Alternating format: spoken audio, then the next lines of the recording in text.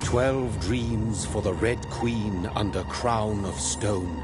8 voracious beasts born from 8 restless nights. 4 nails piercing the flesh of the sinner. 1 prayer for the summoned, called by this song. 'Tis perhaps the countdown to oblivion for the once proud city of London. 'Tis perchance her inhabitants' last dance alone to face death and pestilence. Confronted by the eerie and unknown, mortals became desperate for answers. A flock's flight makes for an omen, the falling of a star a dire presage. Turning to priests for interpretation when there was no reason to be found. When religion failed, men turned to science. I saw them build such vain cities, crafting machines made for endless war. New questions flourished as old answers withered. What is darkness but lurking sun? What is wall but enslaved stone? What is glass but tortured sand? What is song but a call to arms? What is hate but jilted love? What is life but death pending?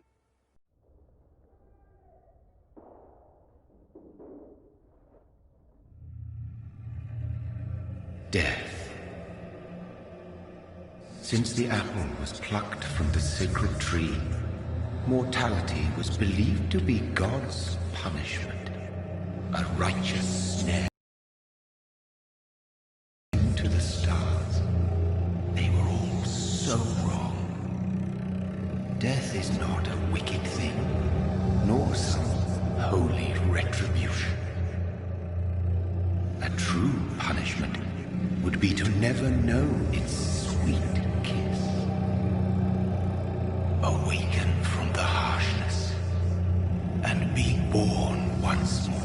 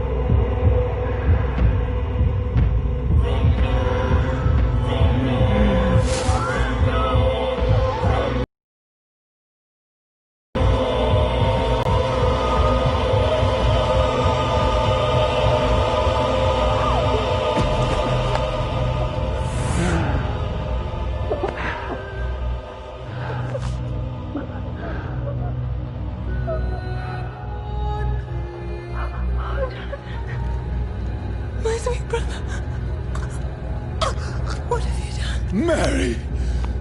Oh, no! Mary!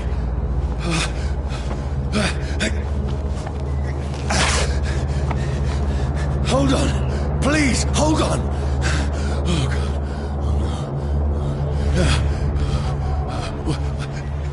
Mary.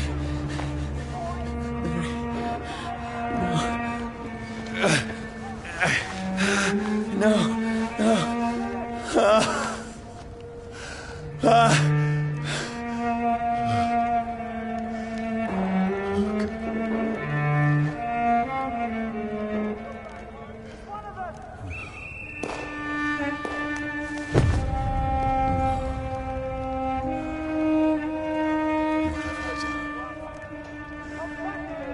This horror.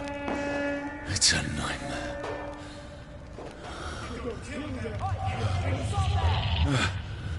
No! Please, a moment, let me explain!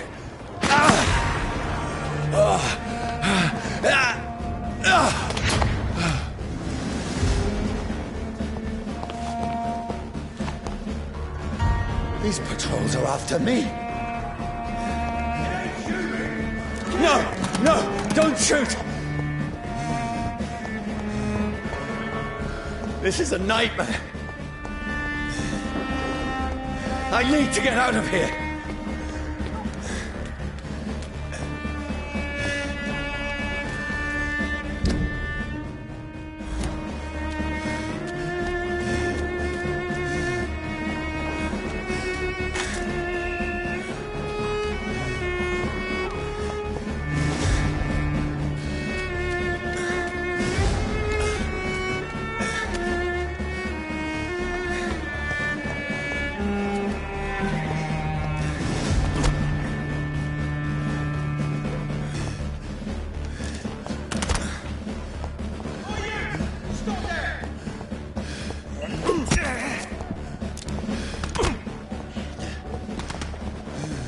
Get them weapons ready!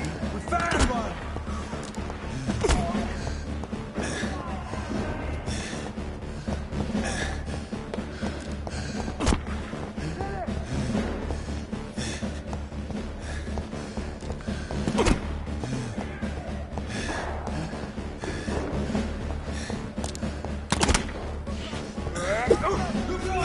It's on to us!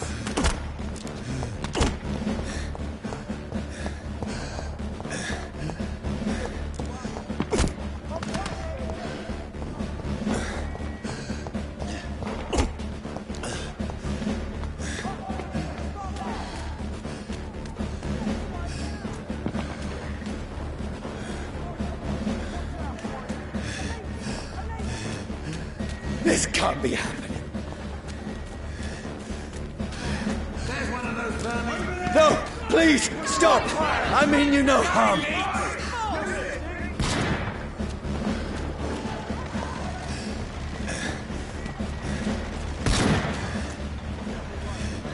What's going on?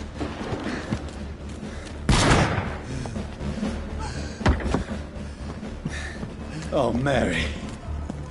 What have I done? What's all this about? Shit, where'd it go?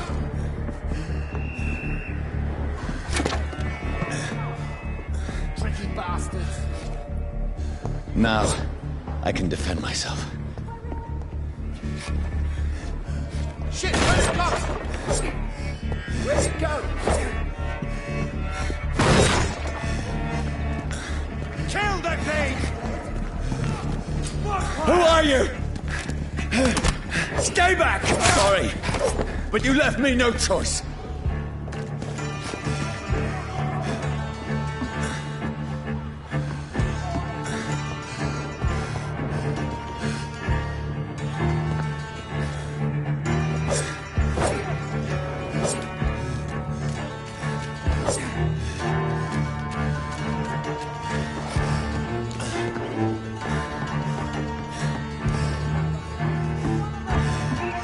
Who are you?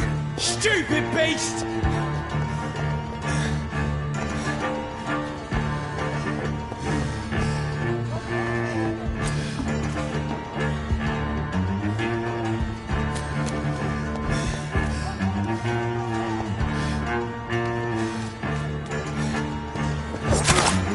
Sorry.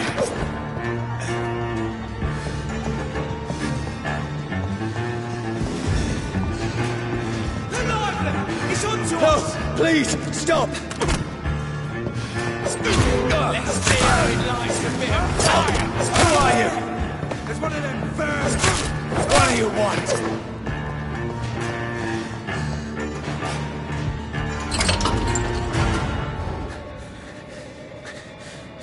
I mean you no harm. I need help. Die, you fucking leech! Please, listen to me. I can't make any sense of this. Shut up, beast! Who are you? What is this all about? What in God's name? That'll do the rest of the job. Just leave me.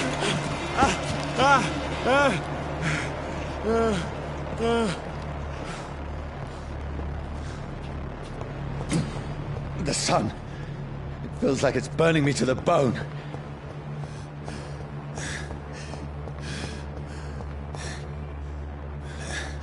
I need to find somewhere to hide. Over there! Right there! It's one of them. Let me go! Look at it. I need to find shelter.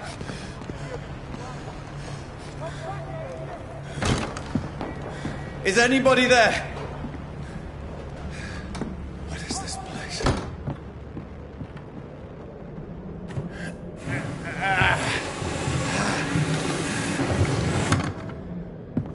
The place seems abandoned. I should be safe enough here.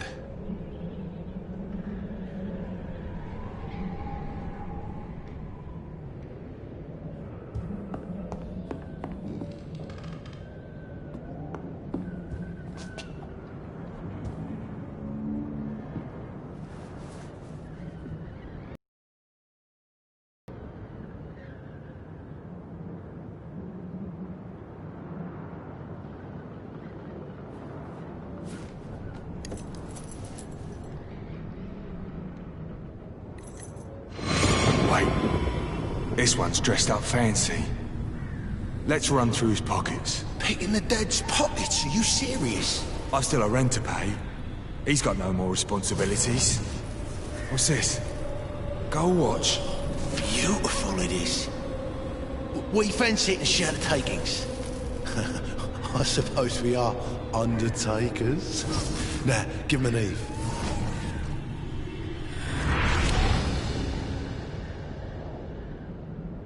That's impossible.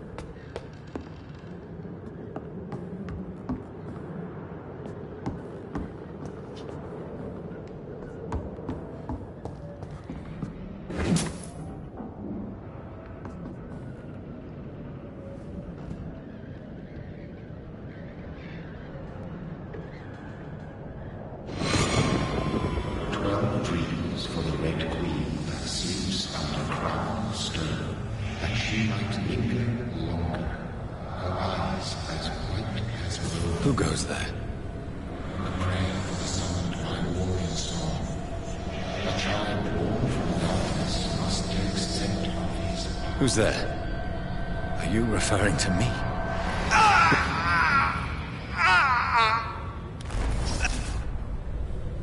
No! No! I still have so much to accomplish.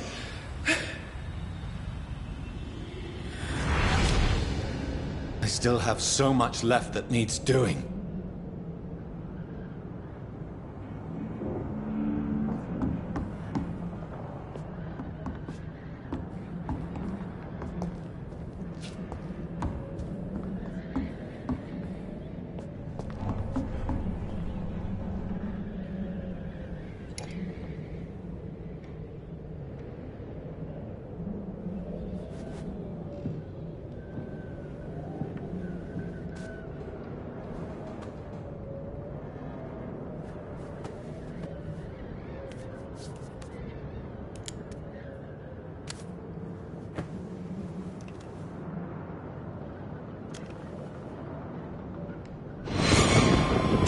one's lost. We need to leave. And now! No! There's time. I can save him. That's the enemy coming! The orders are to evacuate the hospital! Done. He'll live. And now what? We fight. Killing is a hell of a lot easier than healing.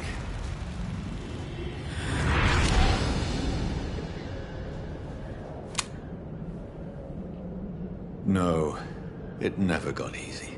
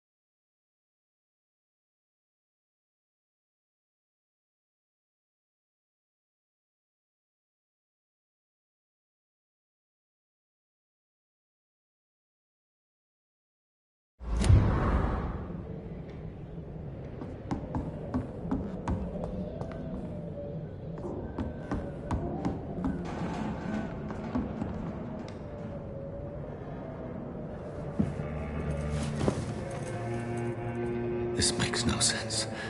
None of it. No sense at all.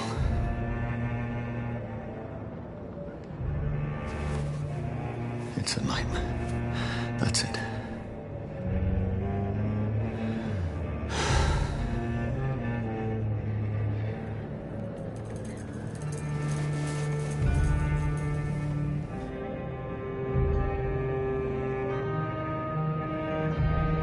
So be it.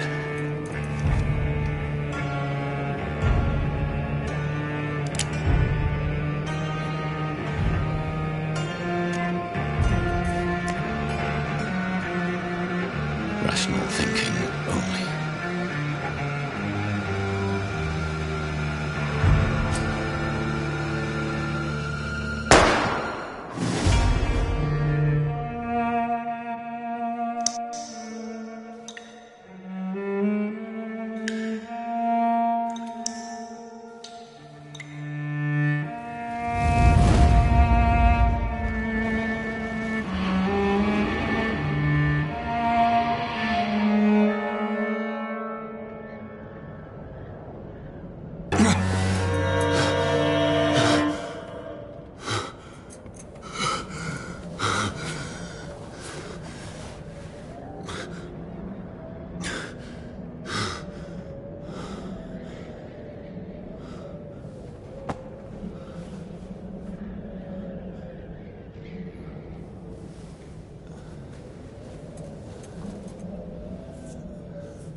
This is absolute madness. I've lost touch with the real. Madness it is. As mad as the moon, who turns blinding sunlight into a glowing reflection.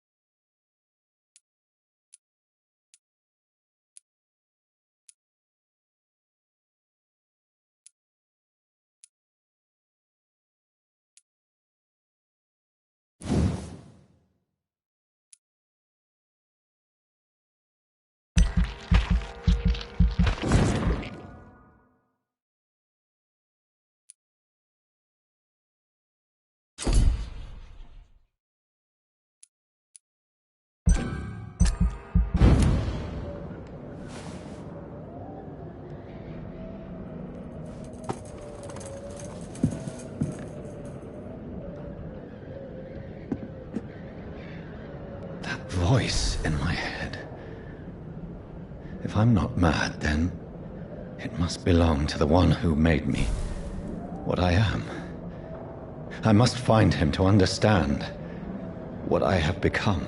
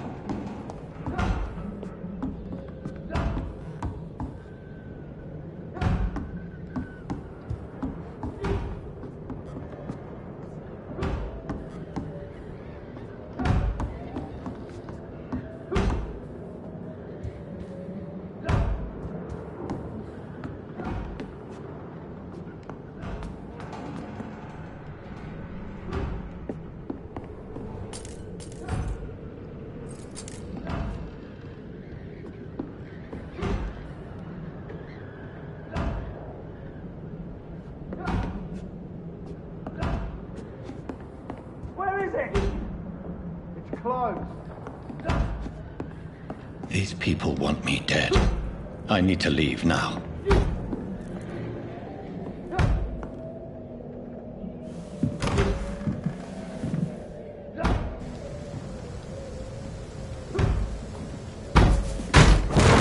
Here's the leech. Here!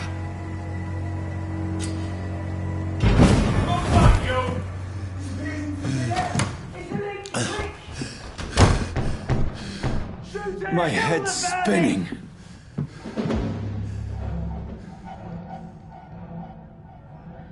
Oi! Come out, you coward! It's locked, all right. Clever fucking beasts.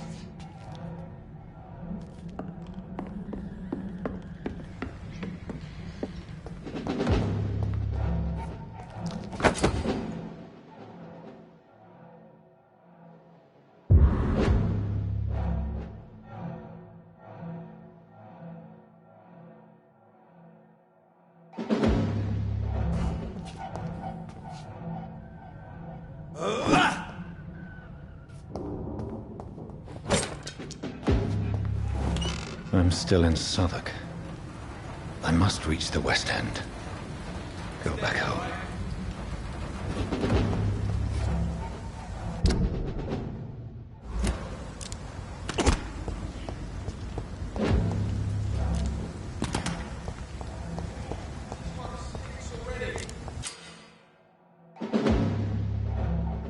Die, vermin!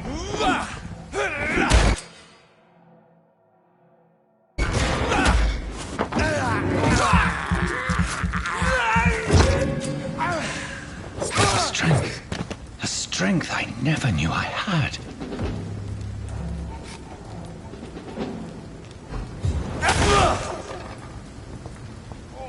This one stinks already.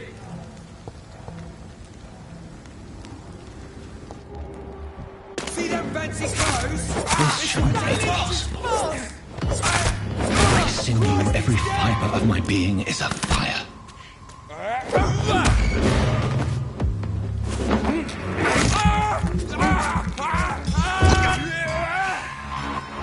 I feel like a child learning the...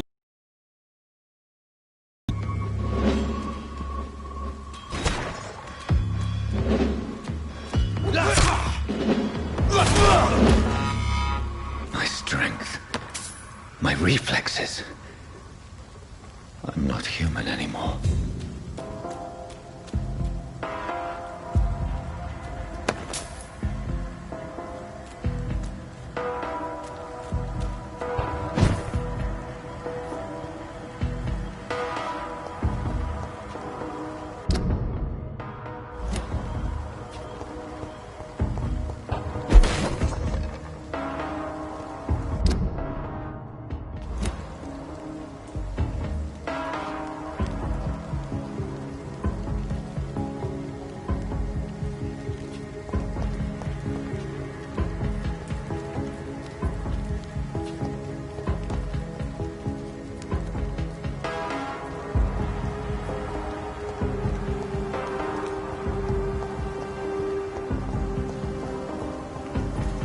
It's locked.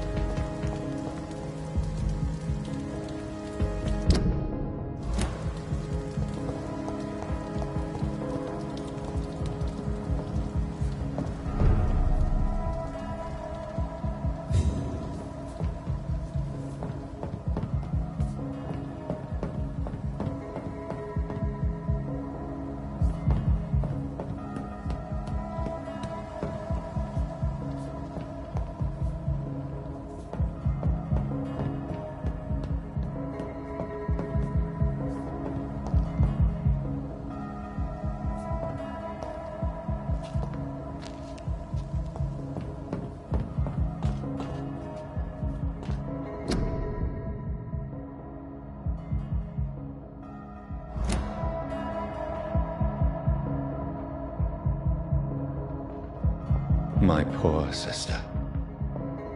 If only I had controlled my need for blood. Mary, someone will pay for what happened to you. For what happened to us. I cannot enter.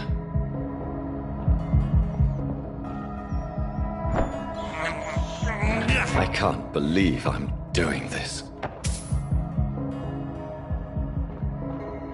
It's locked, all right.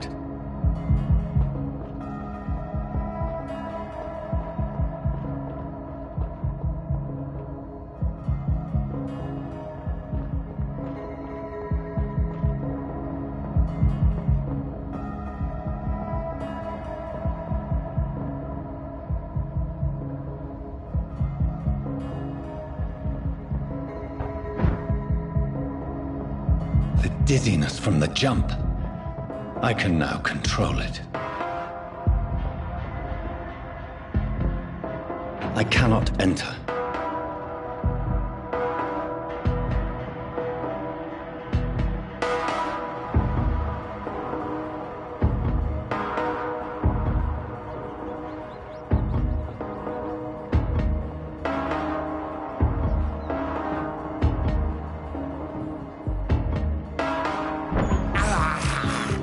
This is despicable.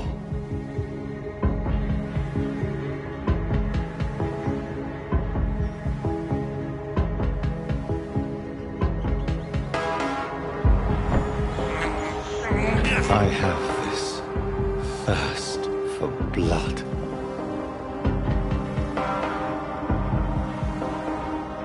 What will London have to say to me?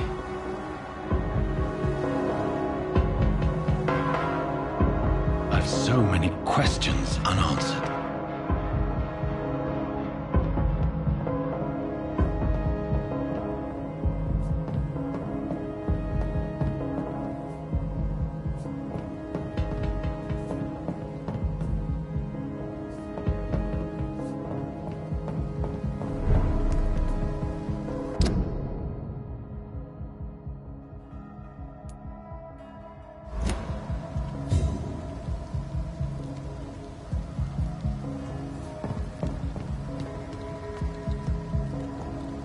Another corpse. Have the very streets of London become a mausoleum?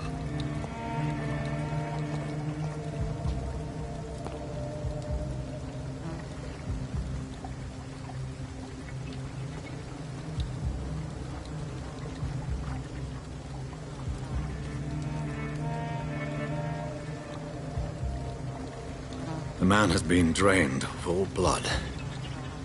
But I can still smell the scent of it. I follow the scent's trail. Perhaps it will lead me to my assailant.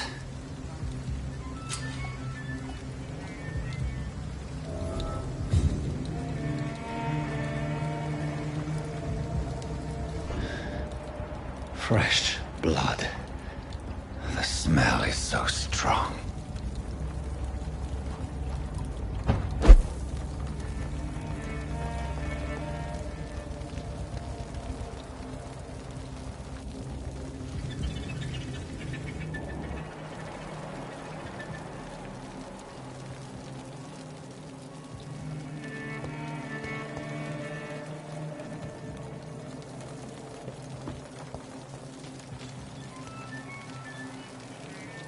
Something dire must have come about.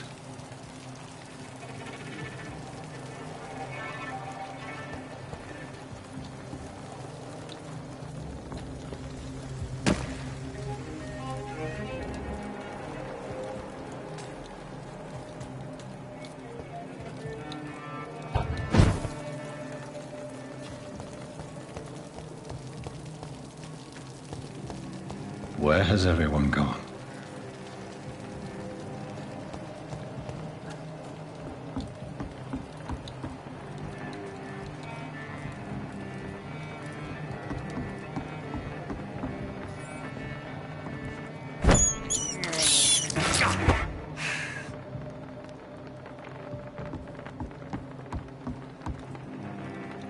According to the blood patterns, that's where the victim was attacked.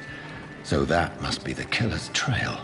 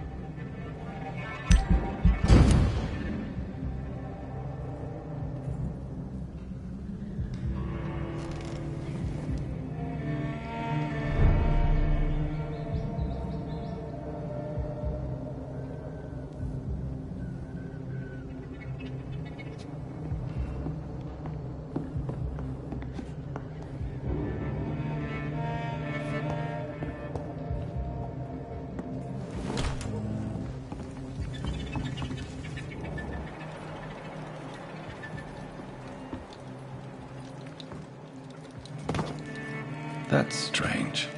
The trail is very erratic, as if the killer was drunk or hesitant.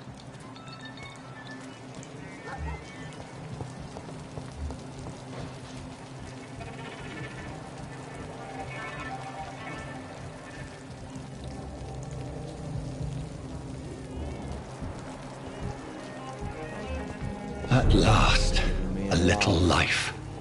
I should just run as far away from it.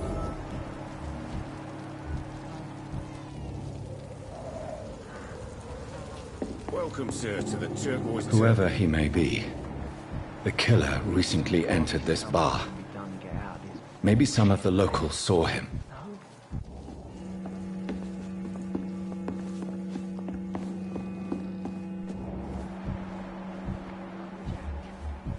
He didn't deserve this. Hello, sir. Are you all right? Is there any way I can help you? I don't know. Maybe you could just talk to me. Maybe you prefer to speak with Tom, then. He's more agreeable talking to strangers.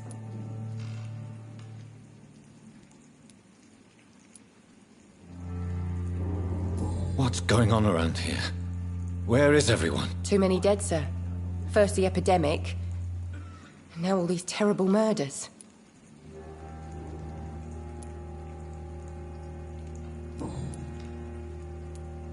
What's going on around here? Where is everyone? Too many dead, sir. First the epidemic, and now all these terrible murders. What have you heard about the epidemic? There's a Spanish flu. Yeah, killed so many last summer. Thought we'd seen the last of it. Dozens dying every week. Are the authorities doing anything? Nothing. There are so many quarantine zones in London now. It's gotten really hard to travel across town.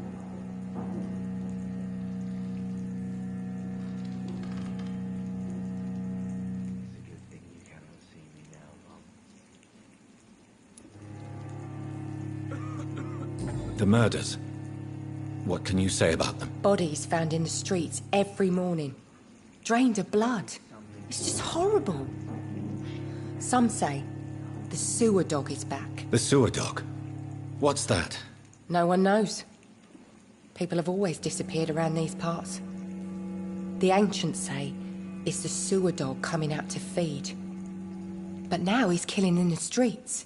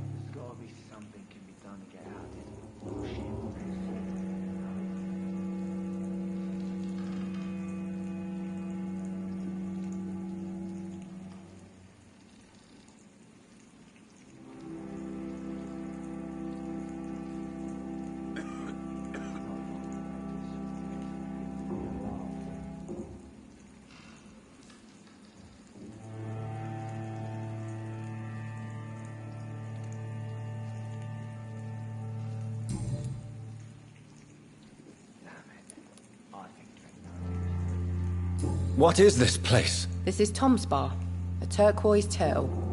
I'm the barmaid here, Sabrina, if you want to know. Are you always open this late at night? No, it's only since the epidemic started. Tom thought that people may need a safe place to stay. You don't seem to have much business. Where is everybody? Well, most people are sleeping right now. And those that are awake tend to avoid going out. What with the murders and all.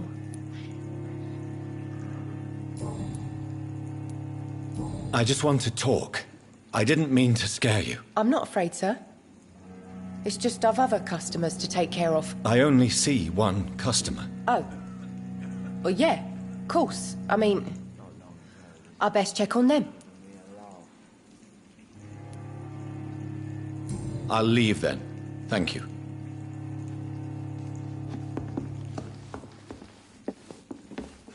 My God, sir, you look like Jonah's whale just spat you out of hell. Can I get you a drink? No, thank you. I'm not thirsty. Well, grab a chair and get some rest. This is going to be another long night. I'm looking for someone who might have passed through here recently. Wondered if you might help. It's been quiet tonight. The only other person I've seen went straight up to his room. Thought it was kind of rude, actually. You mean he's still here? Well, yeah. He paid for the entire week. How long has he been here? He rented the room a few days ago and didn't say when he'd leave. Who is this man? What does he look like? Well, like a gentleman, I guess. Well-dressed, quite polite. A professor or something fancy like that. Always writing, reading notes. I need to meet this man. I have questions. Just climb the stairs and knock on the first door. I heard him open his window, so I guess he's still awake. And, Yes? no funny business. You hear me? This is a respectable establishment.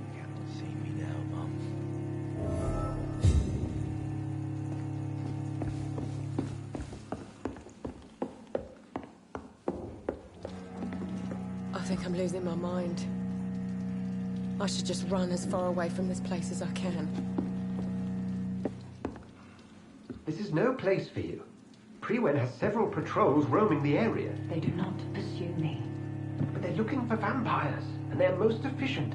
They'll not relent until the killer has been identified. I have a common objective, but I require... I think someone is eavesdropping. Are you certain? You might as well come in, whoever you are. Slowly, vampire. Who are you? I mean you no harm. Say it, the vampire. Present yourself. I need a word. Would anyone?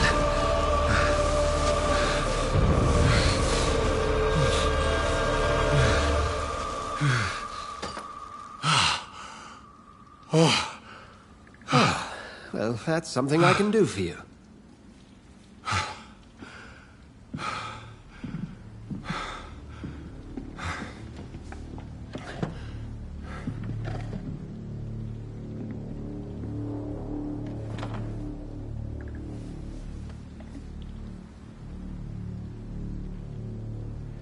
And who might you be?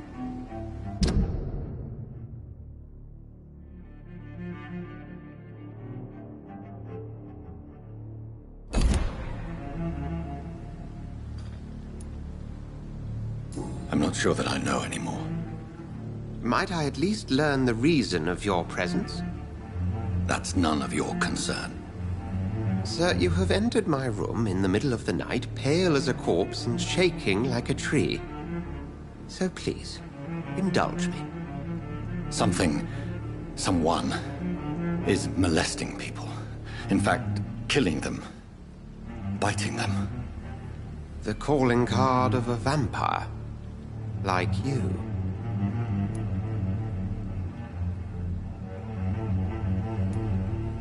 I've been hunted down in the streets and attacked. I'm a victim here, too. I believe you. Then if you are not a vampire, who or what are you? Dr. Edgar Swansea of the Brotherhood of St. Paul. I'm performing an independent investigation here in an attempt to understand precisely what is going on.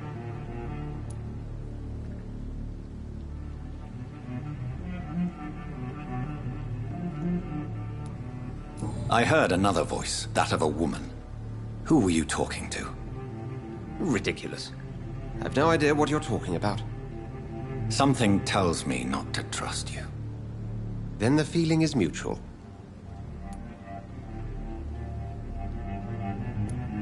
What have you uncovered concerning the murders? It started a few nights ago. Rumors of violent murders. The docks have always been, shall we say, somewhat unsavory. But this is different. How different? A vampire is at work here. Famished. Reckless. It must be brought to ground, and quickly. And what exactly is this Brotherhood? Sir, if the name is not familiar to you, then we shall discuss it another time.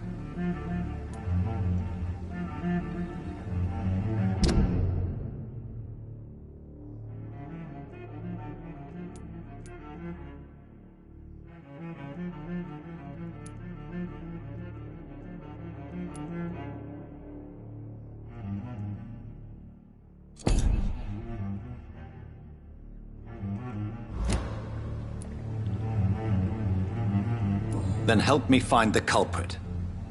I may. If you'll first tell me why you opened this door. I followed a trail. The scent of blood from a recent victim. It led me here. You thought I was your aggressor. That explains a great deal. We're both chasing the same shadow. Perhaps. This is all new to me. I'm not even certain what I'm looking for. You should let me handle this affair. You've no idea what you're up against. No. I will find the monster. He is mine. How will you do any better than I? But then let me ask you this. What are your intentions if you find the killer?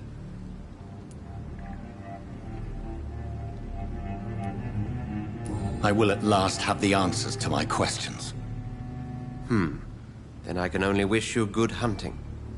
And pray we shall meet again.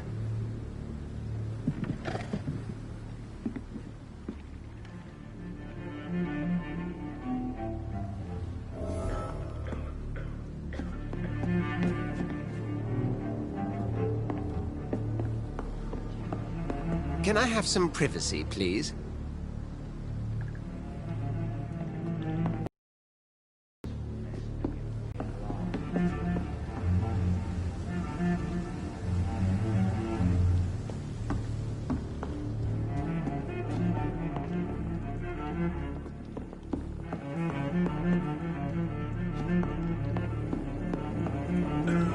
It's a good thing you cannot see me I now. hope I live long enough to see them red boys get what's coming to them.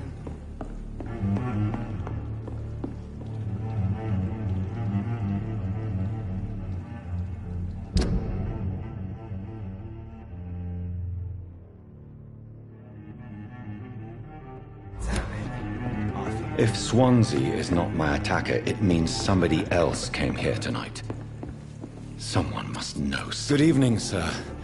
I wondered if I could ask for your help. Wow, you look like you need a drink. Yes. I apologize for my outfit. It's been a long night. Been there, seen that. Don't worry, things can only get worse. Has anybody entered the bar recently? Can't say. Sorry. I spent the night making love to that gorgeous bottle, see? This is important, sir. Are you sure no one has come in here in the last few hours? I don't know and I don't care. This is a free country. People still have the right to come and go, don't they? What's going on around here? It's like everybody is hiding. You must be new here. Have you not heard about the murders? Everybody fears the return of the sewer dog. Who is this sewer dog? It's the local bogeyman. Convenient answer for every crime that happened for decades. You murdered someone, blame the sewer dog, eh?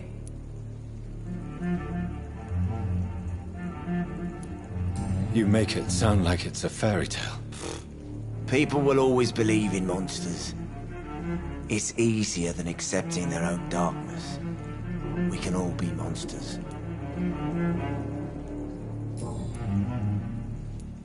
I'll leave you to your bottle then.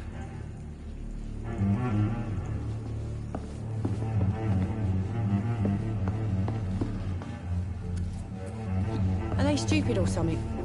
I've never even been to India. Evening, sir. Can I help you? I have a few questions for you. Well, if you must. I spoke to Dr. Swansea. He's not the man I'm looking for. Now, I want the truth. The truth? What do you mean? I suspect that someone else was here tonight. And I don't think Tom wants to tell me about it. I'm just the barmaid here, okay? If Tom says you're the only visitor we had, then you're the only visitor we had. I can feel your fear, madam. Please, tell me what's going on. It's Will. William Bishop. He came in here earlier tonight and he... Well, I thought he was going to clock someone.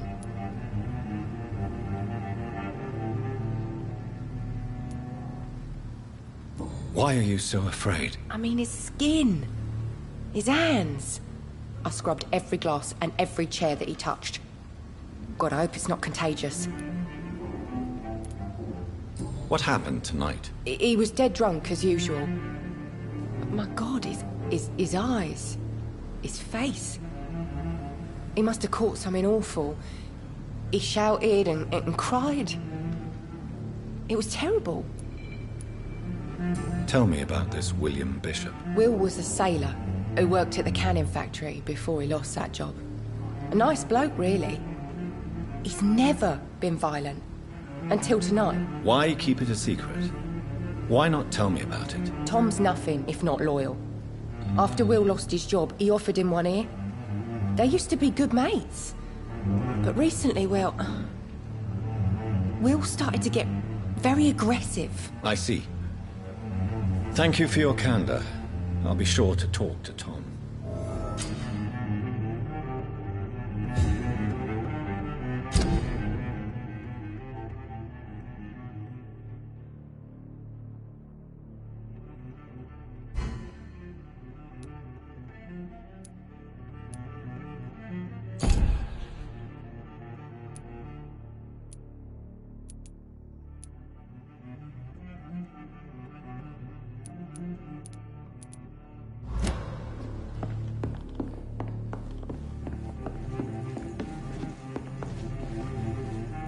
Welcome back. Did you find what you were after? I can't say I have. Are you sure no one else came into your bar before I arrived? Hey, I told you, you were the only other stranger I've had.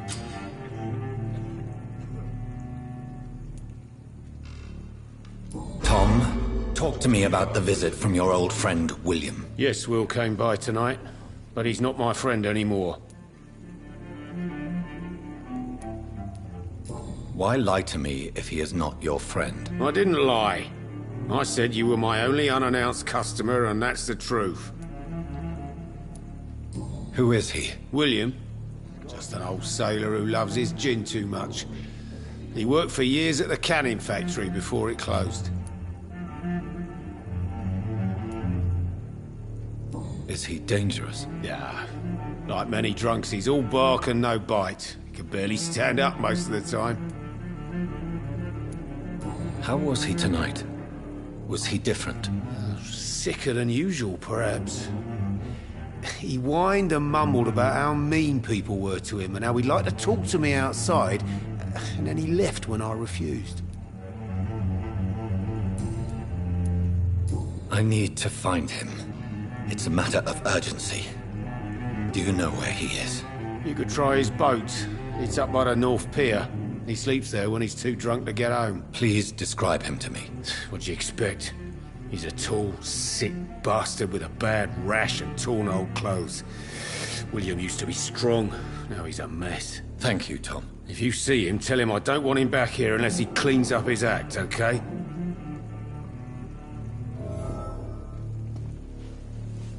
I hope I live long enough to see them Red Bull boys get what's coming to them.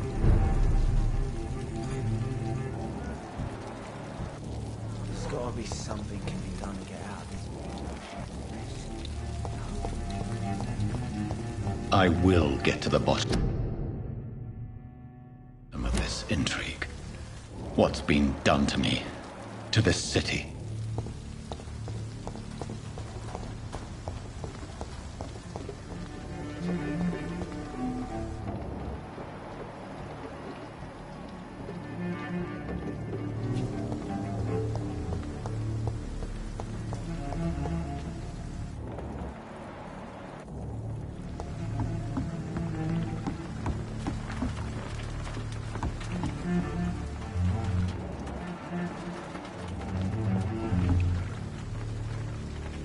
The body is still warm. This man has just been drained of blood.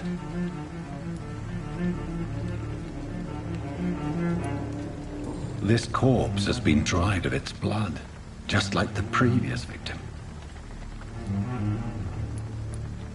This man was armed. He tried to defend himself. What's this? Some sort of note. Blood and empty gin bottles. This Bishop fellow is something of a heavy drinker.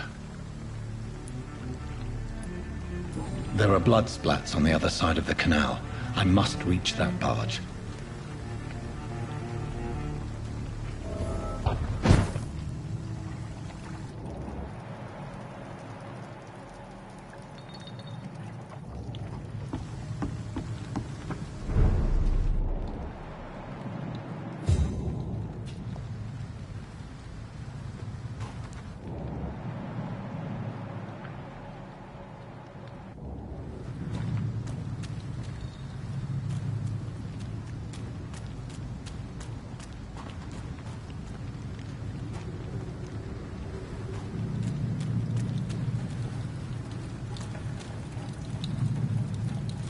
It's locked.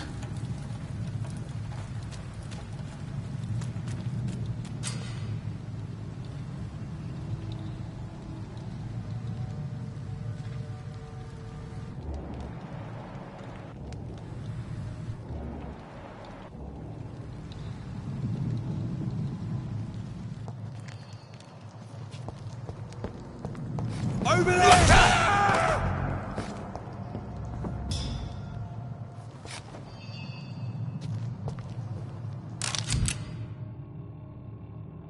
Ammunition crate. Good. I may need a lot of bullets. I feel like I'm back on the front line again.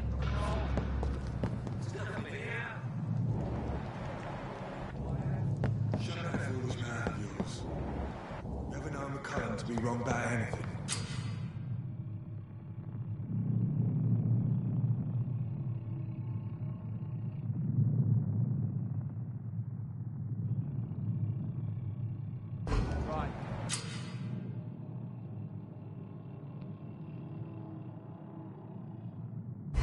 No time I can remember. Bloody leech!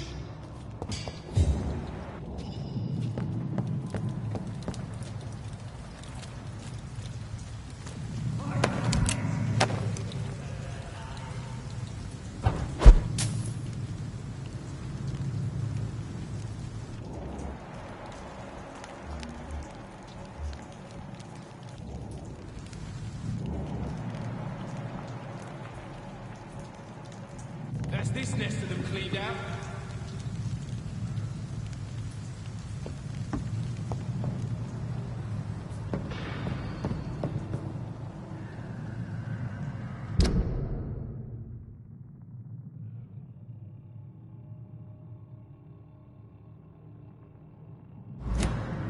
We won't see any of these bastards back here again.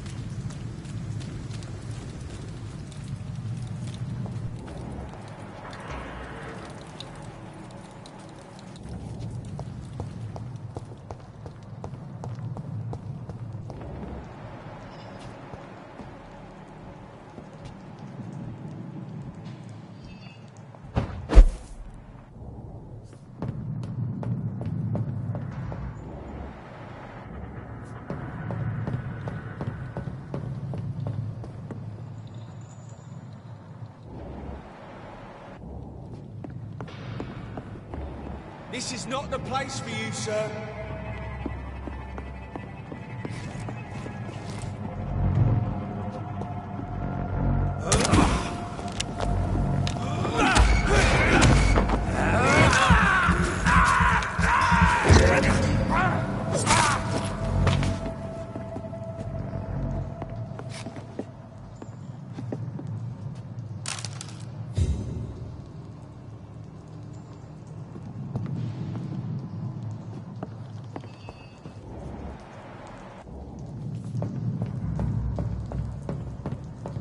It's locked, all right.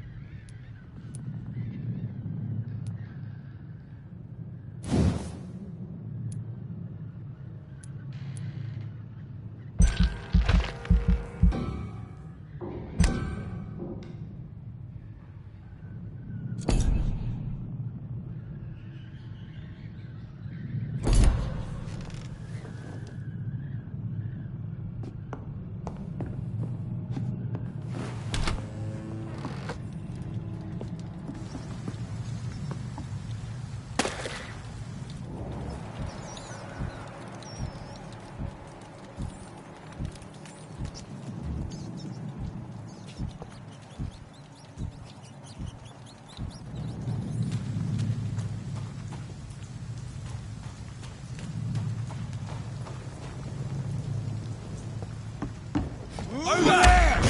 There's one of them!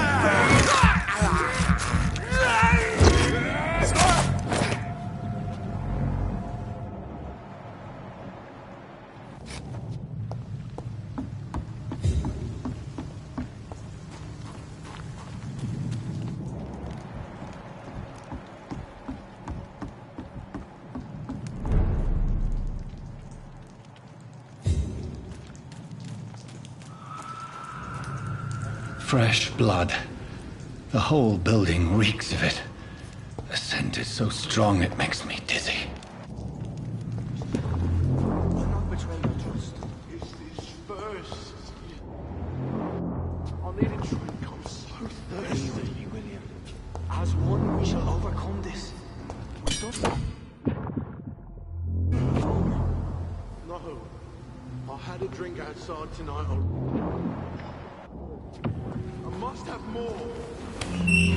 This place reeks of bloodshed. You are my dearest friend. You're my last and dearest friend. William, my arm. I can't feel it. This creature is bedeviled. I must put it down.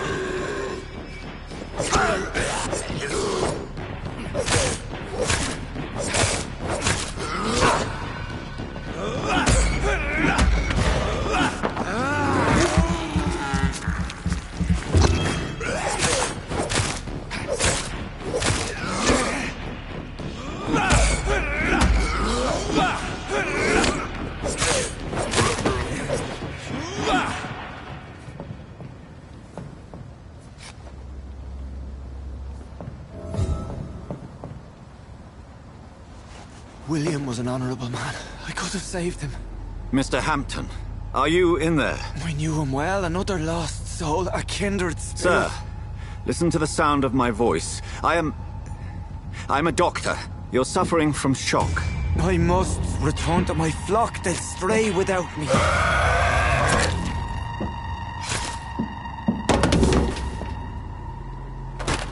Remember, certain skulls are every bit as resistant as we are. Who are you? What do you mean by skull? You truly are a newborn. I should have realized. Wait. You are the woman from the bar. Are you... like me? Can you help me? I believe, sir, I already have.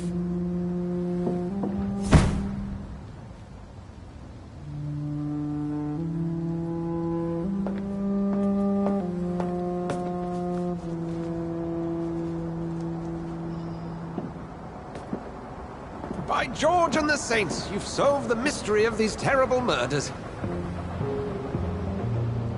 Patience, good fellows, I've come to offer help. Just give me a moment to secure my boat. We can leave this awful place.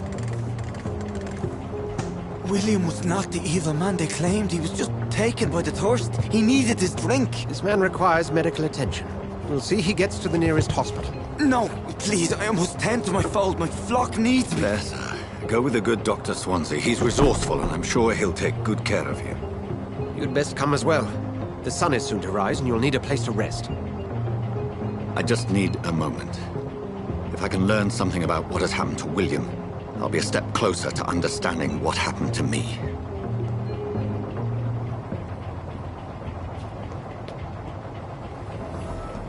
This poor creature can't be my maker. Could it be some subspecies of vampire? I must find a place to analyze the blood.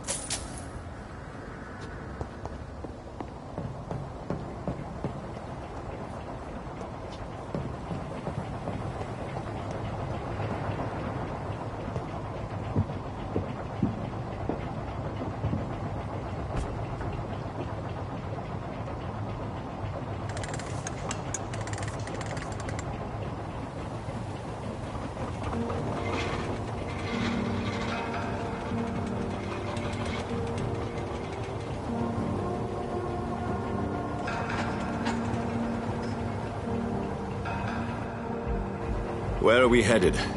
We're on our way to the Pembroke Hospital. It's just across the canal. They'll have a bed for poor Mr. Hampton. William was... What manner of creature was he? Predator, prey, villain, and victim. Who can say? The important thing is that he's been stopped. Duly noted. And the woman? What... who is she? What woman? Oh, don't play me for a fool. You used me to locate that skull. You must know who she is. And I thought you a gentleman. You shouldn't talk about a lady behind her back, but I will tell you she values her privacy. Were London as peaceful as she appears from the middle of the canal? If only that were the reality of the situation. To be honest, I've always tried to avoid this part of town. Pembroke Hospital is the last bastion between the rest of London and the epidemic. The flu has decimated the East End and the war still rages. Welcome to the front lines of a plague. This is where you work, Dr. Swansea? I am the administrator of Pembroke Hospital. I thought you were here in service of your mysterious order, the Brotherhood of... Of St. Paul's Stole, yes. But first and foremost, I'm a man of science. A physician, like yourself, Dr. Reed. How do you know who I am? No need for modesty. You are Dr. Jonathan Reed, a surgeon of some caliber and renown, if I'm not mistaken. You are correct, sir. I knew it! I had my suspicions. But when you took the blood sample from the corpse of poor William, I was certain. Dr. Reed. Marvelous. Have we met? I attended 3 of your seminars before the war. I have the utmost admiration for your research. And what a turn of fate. England's most esteemed blood specialist returns to London a vampire. That word, again. From a so-called man of science. I understand. Traditionally, the role of science is to refute myth, but when myth walks among us, the Brotherhood of St. Paul has dedicated its purpose to their study. There's so much for you to learn. Of that, you are right. Well, then let me be blunt. Join my staff at Pembroke Hospital. As a physician. I suspect you'll not find a better post of employment to contemplate your predicament. This is sudden. I was returning home to see my sickly mother. But alas, that was before contracting this... affliction. Dr. Reed, take a moment to consider. The post would be for the night shift, providing a good explanation for your absence during daylight hours. You'll be adequately reimbursed, and have a place to hide. I even had the forethought to bring some clean clothes. So, what do you say? It seems I have little choice, but yours is a generous offer, so I thank you. Brilliant! Oh, Jonathan, this is one for the book, and the beginning of a beautiful friendship.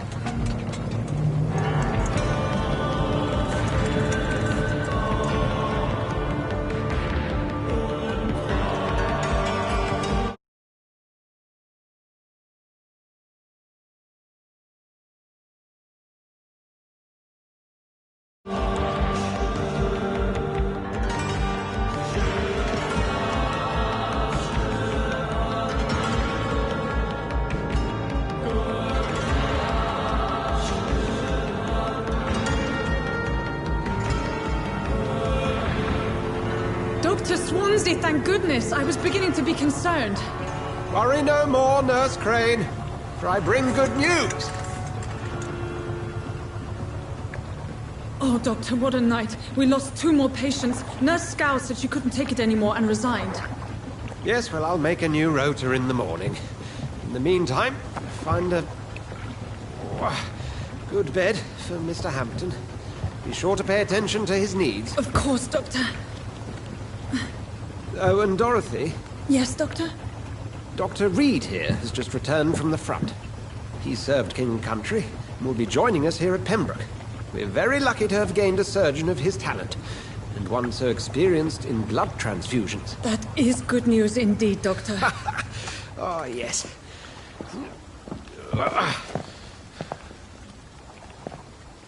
Here at Pembroke, it's not what we have, but what we haven't. It's only thanks to Nurse Crane and the staff that our ship doesn't sink. If you have any questions, just ask her. Duly noted. Thank you. Your assistance is required, Dr. Swansea, immediately. Welcome aboard, Jonathan. We'll catch up after my rounds. Coming, Nurse Crane. I'm coming.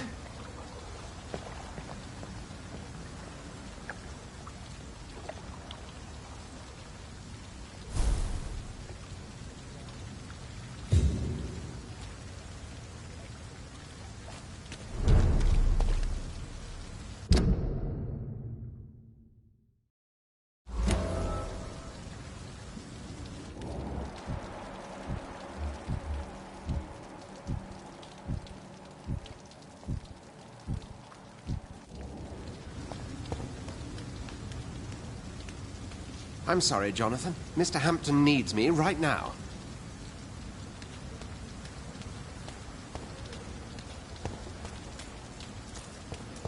Come on, you bastard! You can do better than that! Nah, it's my turn!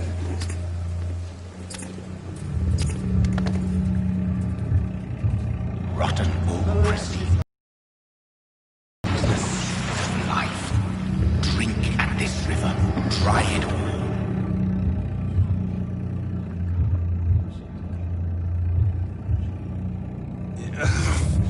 Oh, come on, you bastard! I won't bite. Sir, please. You've lost too much blood. Calm yourself. You think I didn't notice? Stop your staring and get me to an hospital, you arse!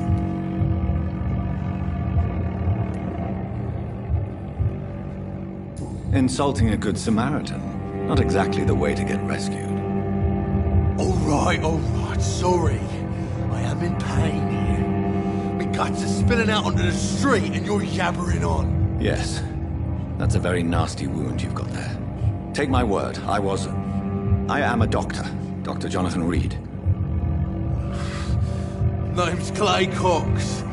I'd appreciate you helping me to a better place, Doc. Follow me, Mr. Cox.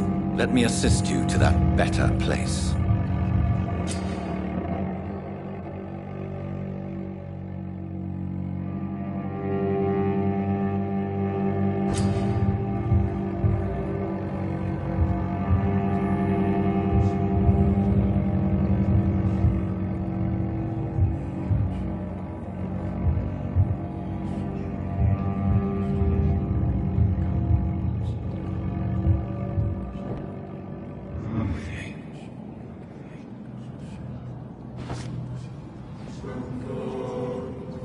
Bring this fading light into the shadows. Dance with him the dance of life and death.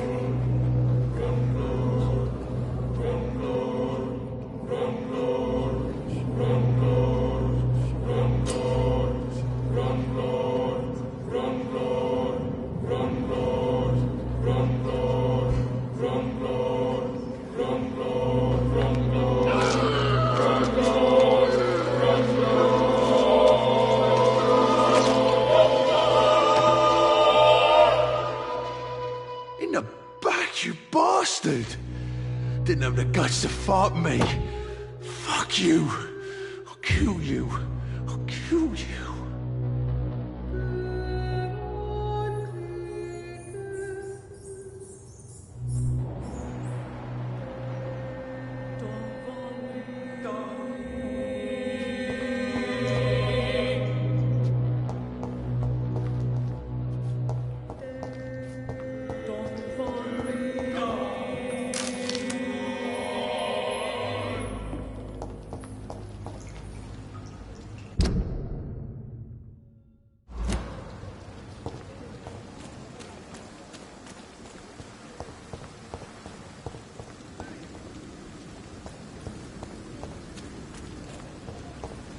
It's locked.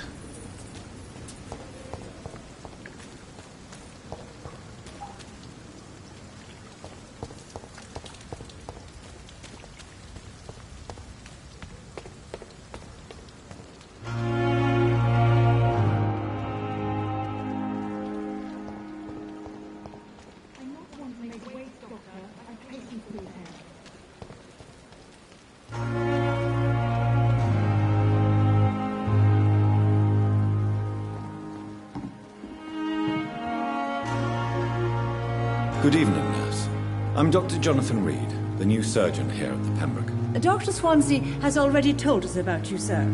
I'm Nurse Gwyneth Brannigan. Welcome to the Pembroke Hospital. Did he really?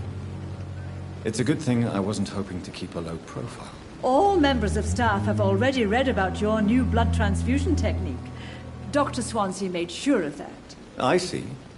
Well, I'm a little surprised, but I suppose I'll just have to deal with this unexpected notoriety. You must know, blood transfusions are Dr. Swansea's primary subject of research. He is convinced it is the future.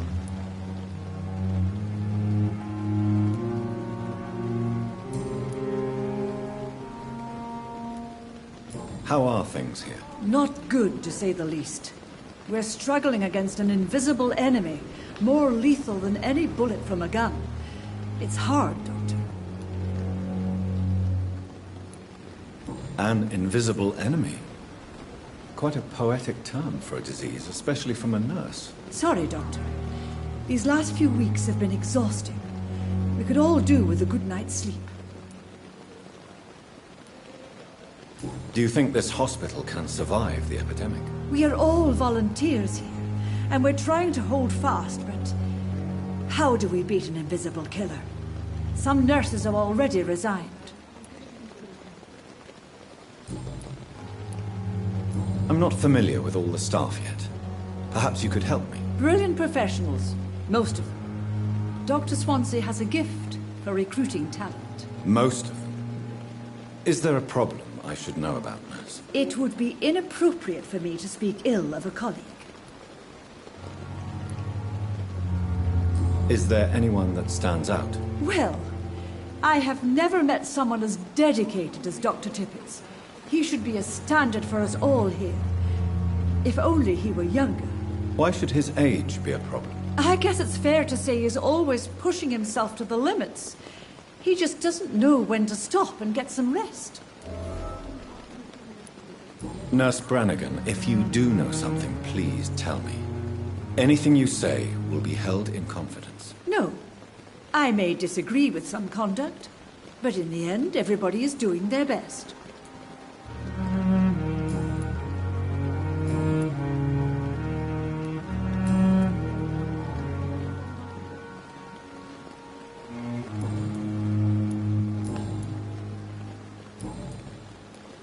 Goodbye, nurse. Call me if you need assistance.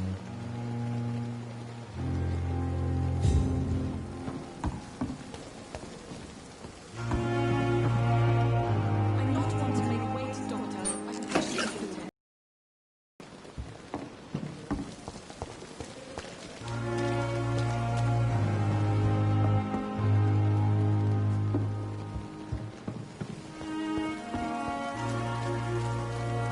Doctor, where have you been? I've little time to play hide-and-seek with new staff members, no matter how illustrious they may be. I apologize, nurse. I needed some time to myself. This has been the longest and strangest night of my life. You delivered poor Mr. Hampton from a terrible fate. The means to that end should be of little concern, Doctor. Thank you, nurse. What can I do for you? Dr. Swansea insisted we provide you a quiet office. You'll find it on the second floor with your name on the door. Thank you. Nurse Crane, isn't it?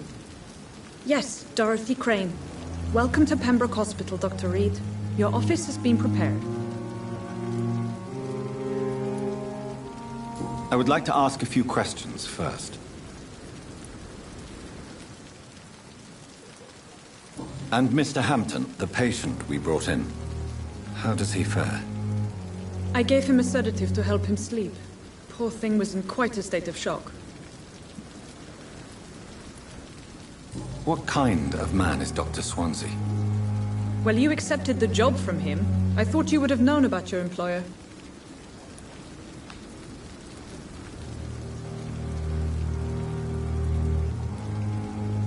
It's right to assume Dr. Swansea knows far more about me than I do about him. You'll get to know him soon enough, and better than me. The administrator has better things to do than mix with us. Apologies, I've only just met him the once. This is sudden.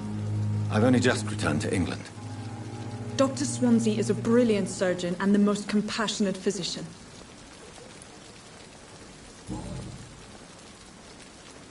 If you could point me in the direction of my room again, nurse.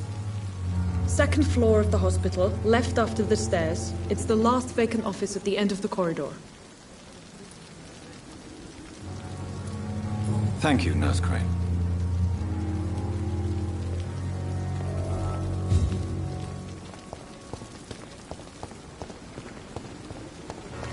Perhaps I should have considered the offer from that Cadigan fellow.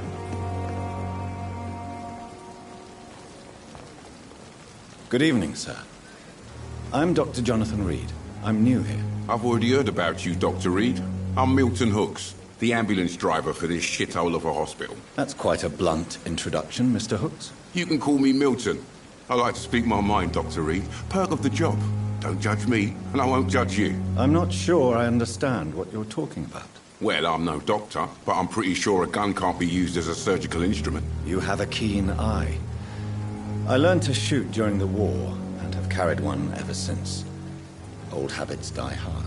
No need to explain, Dr. Reed. And if you ever need a better gun, remember, I may have something for you.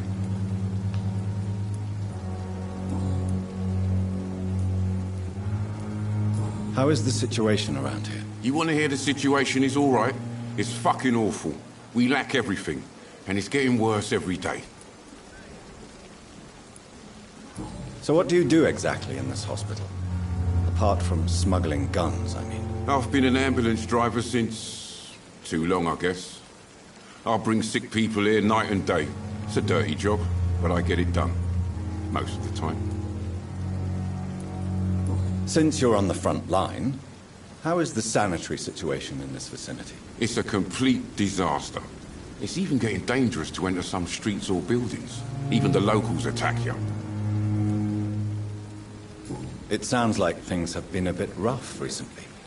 What's happened? Yesterday I got attacked by the patient I was bringing in. I escaped through the hospital's garden, but I lost my wallet when I was running. You left an infected patient outside the hospital? That's incredibly dangerous. Go there yourself if you want, but be careful, Doctor. I'd rather not bring your dead body back. Are you really smuggling weapons through the hospital? And why not? I've already been attacked by patients, you know. And by gang members willing to steal my money. But you're not defending yourself. You're selling guns to civilians. You keep people alive your own way, Doctor. I offer them another way to protect their health.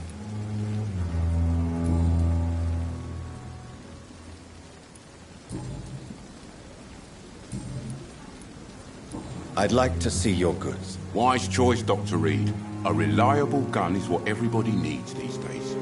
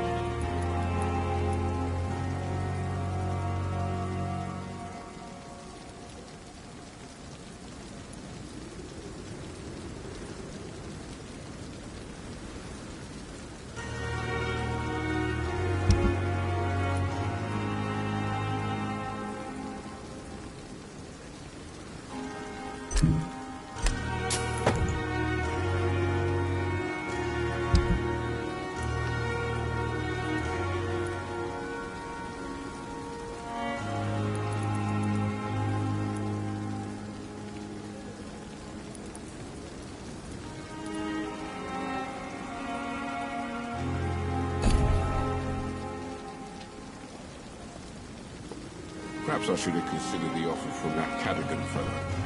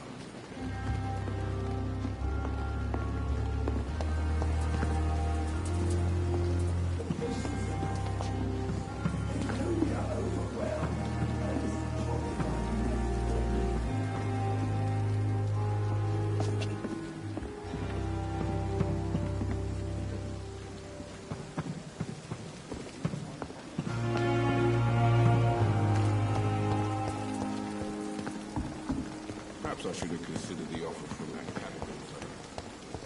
Dr. Swansea is right. This place seems perfect to conduct my research.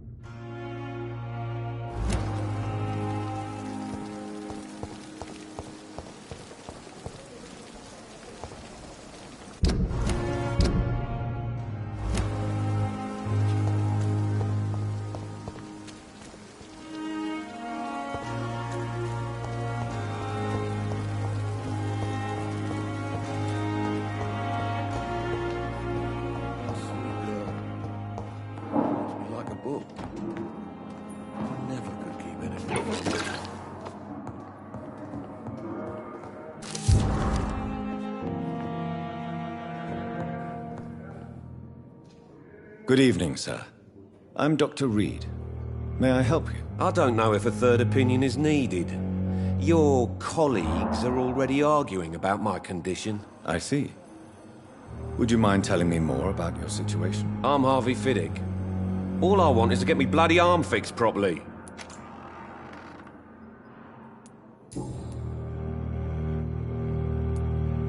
Are you satisfied with your treatment here? Well, it's clear that I've chosen a bad time to be injured. Forgive my bluntness, but you seem overwhelmed by cases of the flu. I won't lie to you about it. I'm afraid we are. Are you sure you don't want to operate yourself, Dr. Reed? I have the feeling you're very capable, and your colleagues seem to think so too. In other circumstances, you would be right. But for now, I don't think I can take on the responsibility. My apologies. Tell me about the doctors who are arguing about your case. Strickland and Aykroyd. They both want the best for me, but there's a lot of pride there. Doctors are no different from carpenters, it seems. What do you mean? I often had professional arguments with rivals on a building site. Difference is, I disagreed about wooden nails, not flesh and bones. Tell me about yourself, Mr. Fiddick. I'm just a regular guy waiting to get his arm fixed, so I can return to work and to my family. I was more curious about what you were doing before being hospitalized. I'm a carpenter, and a good one too. But that means I need both arms to feed my family, Dr. Reed.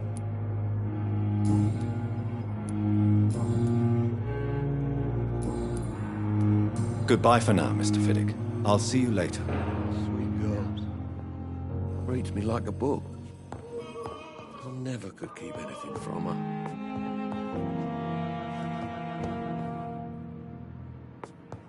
Good evening, sir. Doctor.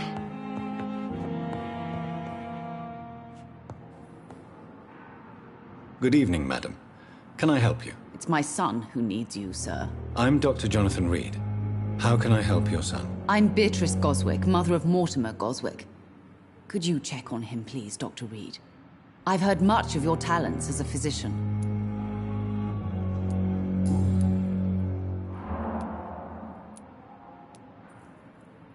What can you tell me about yourself, Mrs. Goswick? Not much to say. Just take care of my Mortimer and I'll cover all the expenses. That's all that matters. Are you really that rich? Most of the patients here are of a more humble origin, if I may say so. Yes, thanks to my husband. May he rest in peace. I can cover any needed medical expenses. May I ask if you have an occupation, Mrs. Goswick? I'm a teacher by profession. I teach young women who are more ambitious about their futures than their families. I'm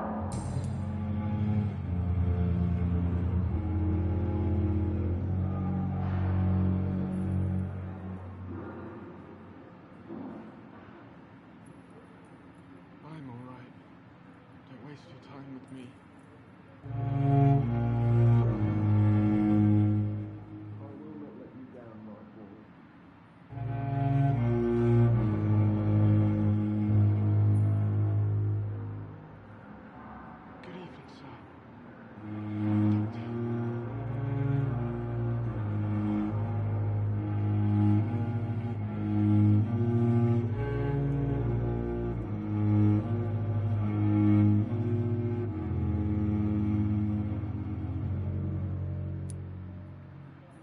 What do you think of your reception here? Any complaints? I have had the uttermost reservations about this hospital since we arrived. But we had no other choice, considering the state of emergency. Is there something in particular that's bothering you? Some of the staff were not especially welcoming. I suspect they're not accustomed to dealing with patients of such social standing. Tell me more about your arrival at the Pembroke Hospital. What gave you such a bad first impression? The ambulance driver was quite rude, for a start. And that nurse, Miss Hawkins, seems to have quite a dubious attitude. What do you mean? She managed to secure a bed for my son despite the epidemic. It was a relief, but it wasn't cheap. She charged you for a bed? Yes, and I paid without question, considering the urgency of the situation. I share your concern, Mrs. Goswick. Be sure that I'll talk to the people involved. I don't expect compensation, Dr. Reed. But I'm aware such behavior would not be tolerated in other hospitals.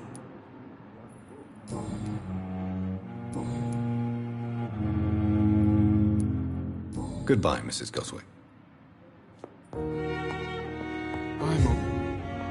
Good evening. I'm Dr. Reed. Can I help at all? No. Really? Why are you here, then? I don't want to talk. My throat hurts too much. I suppose that this pain is the reason you're here. Is someone taking care of you? Yes. And no. Could you at least tell me your name, sir? Mortimer. Mortimer Goswick. How painful is your throat, Mr. Goswick? So painful I'd rather not talk at all, Doctor. I'm sure you realize a doctor and his patient have to communicate, sir. Would it help if I gave you some paper and a pen? Not really. I see. Then maybe it's not just your throat that hurts, Mr. Goswick. Perhaps your sore throat is just the consequence of something more hurtful. Yes, maybe. But I don't want to talk or even write about it now.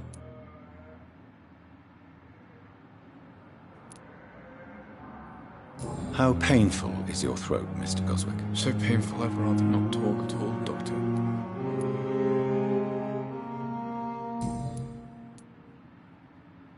Why did your mother have you hospitalized here?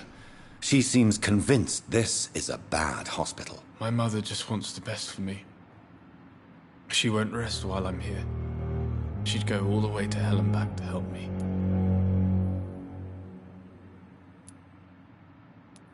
Is your mother bothering you? As your doctor, I can ask her to leave you alone if you would prefer. That's tempting, Doctor. But you have no idea what my mother is capable of.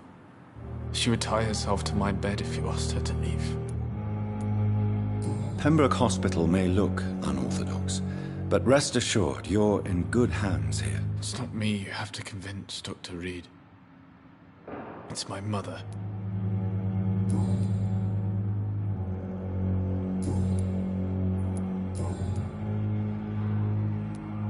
Tell me about yourself, Mr. Goswick. I don't want to talk, Doctor.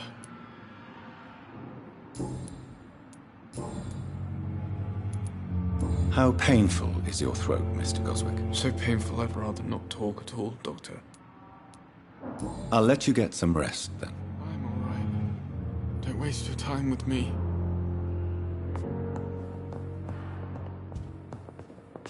What can I do for you, Doctor? Thank you, Nurse Crane. Good evening, sir.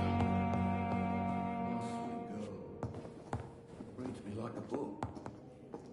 I never could keep anything from her. Good evening, Doctor. I believe we're going to be working together. Dr. Reed. Dr. Swansea informed us of your arrival, but I could not dare to believe we'd have such good fortune. Such an honor, sir. Thank you. And you are? Thoreau Strickland. I'm a great admirer of your work, Dr. Reed.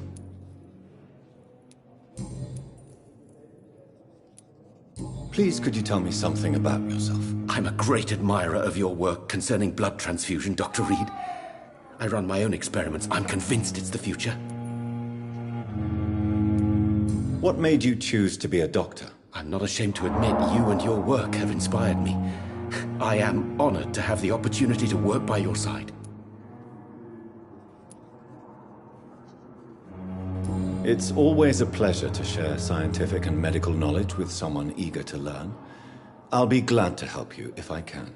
This epidemic may be the century's most terrible disaster, but I'm convinced that we, as doctors, are the only ones able to defeat it.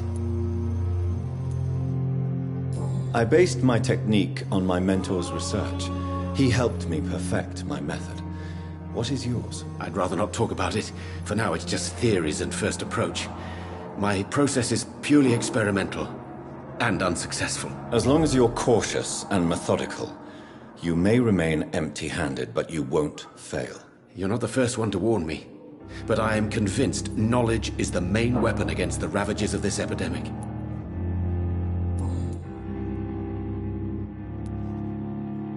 What can you tell me about the Pembroke? Well, it has always been an honor to work with Dr. Swansea. But with your arrival, I can't think of a better opportunity to learn about blood transfusion. You seem quite optimistic. It's a rare and precious attitude in these difficult times. I'm convinced that this epidemic is a test of endurance and dedication for us men of science. Questions remain about our capacity to resolve the situation. True. Last summer, during the first wave of the epidemic, I used to joke with Milton about the extra work. We're not smiling now. Do you need help with anything in particular? Well, yes, maybe. I'm waiting for a batch of products I ordered for my personal research, yet my supplier seems to have vanished. Do you want me to play the errand boy for you? Oh no, Dr. Reed.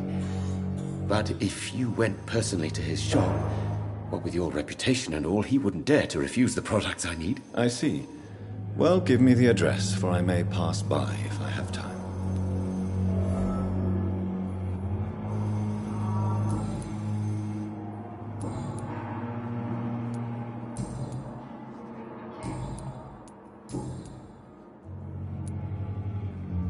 Tell me more about your willingness to experiment with new medical techniques. Harvey Fiddick is a patient suffering from a severe injury that could cripple him if not treated correctly.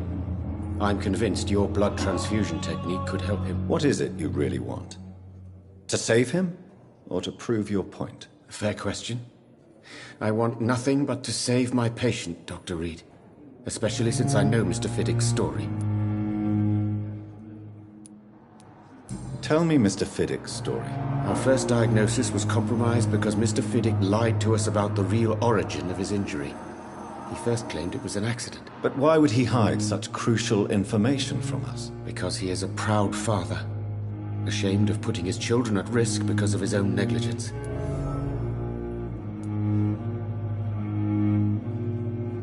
This personal involvement could also appear to be a lack of impartiality.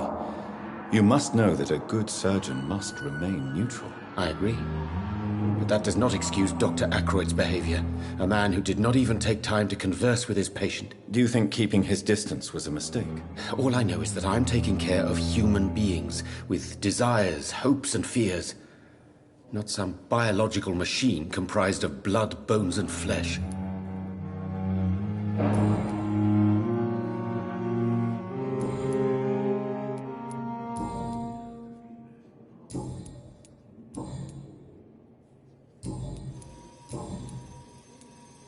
Tell me more about your willingness to experiment with new medical techniques. Harvey Fiddick is a patient suffering from a severe injury that could cripple him if not treated correctly. I'm convinced your blood transfusion technique could help him. What is it you really want? To save him, or to prove your point? Fair question. I want nothing but to save my patient, Dr. Reed. Especially since I know Mr. Fiddick's story. Tell me Mr. Fiddick's story. Our first diagnosis was compromised because Mr. Fiddick lied to us about the real origin of his injury. He first claimed it was an accident. But why would he hide such crucial information from us? Because he is a proud father, ashamed of putting his children at risk because of his own negligence.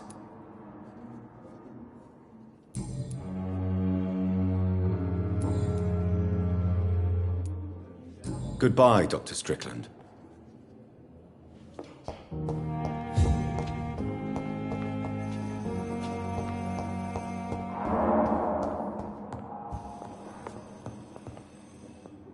Good evening, Mr. Fiddick. Good evening, Dr. Reed.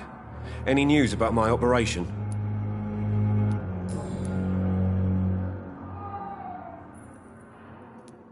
Tell me about your injury, Harvey.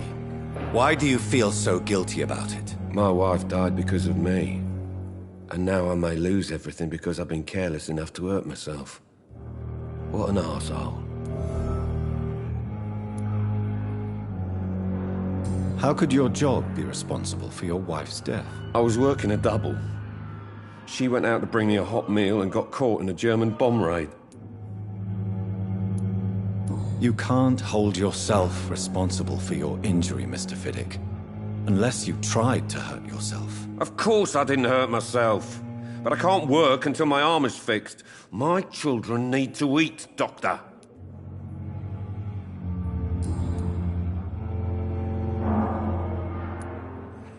Tell me more about the death of your wife, Harvey. 1915.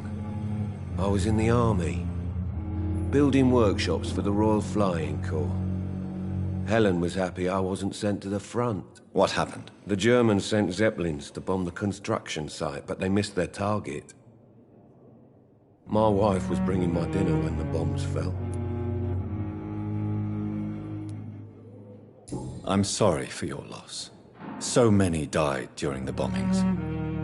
I served in France and witnessed the carnage there. I would like to say that she didn't suffer. Truth is, I have no idea. I just know that I'm all that me kids have. Poor little bleeders. How are your children after losing their mother? They were smaller then. The only good thing about this is my Helen didn't bring them with her that night.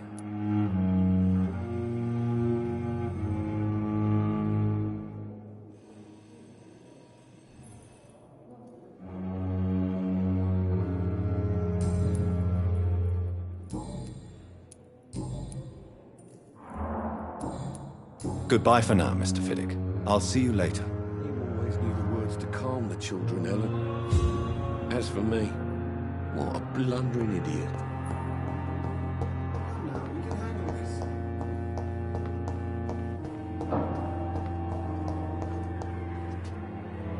Good evening, sir. I'm Dr. Reed. I believe we're going to be colleagues. Reed? Yes, I've been informed about your arrival. I'm Waverly Ackroyd. Welcome aboard, I suppose. Does my arrival inconvenience you in some way, Dr. Ackroyd? Let us just say that I don't particularly share Dr. Swansea's enthusiasm for hiring you. What we need here are reliable professionals, not overrated dabblers.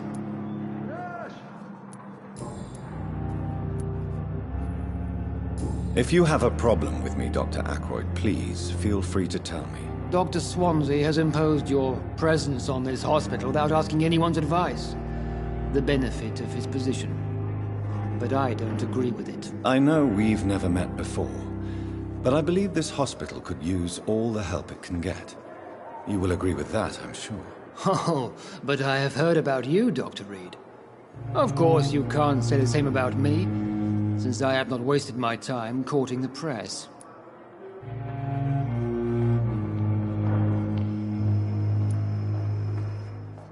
There is no need for such animosity between us.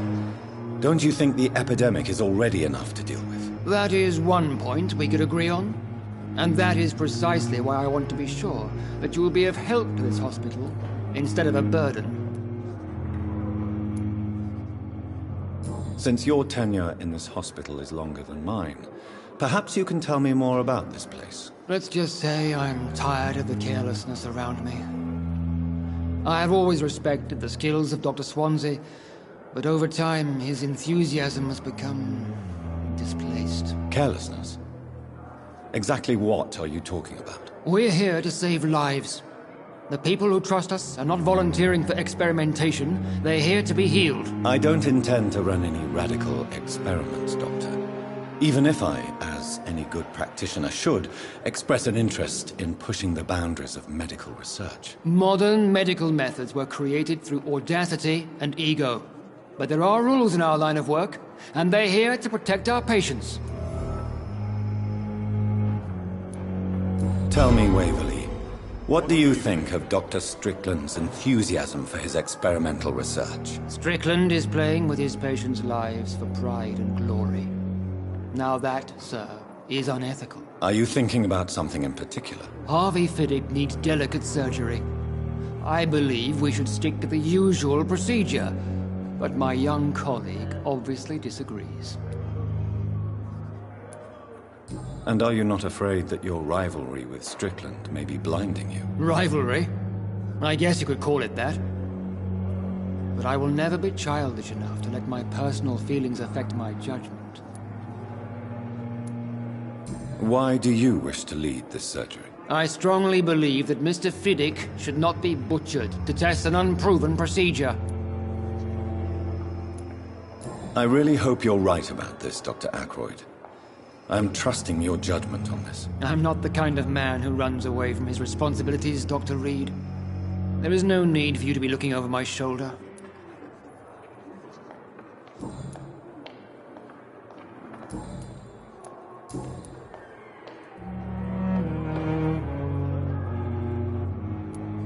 I don't know what you've heard about me, but I have already proved my value as a practitioner. I don't question your skills, Dr. Reed, but your motive.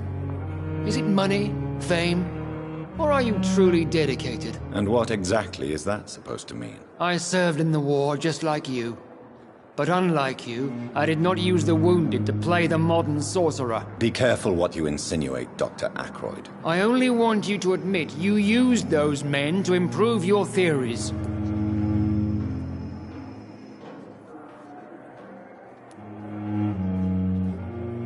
This is ridiculous.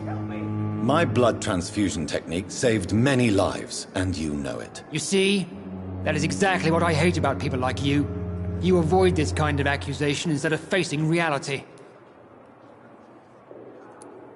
It seems you have bad memories of your military service. I refuse to see this industrial slaughter as scientific progress. War only reveals the worst in men. We can at least agree on something, Dr. Ackroyd.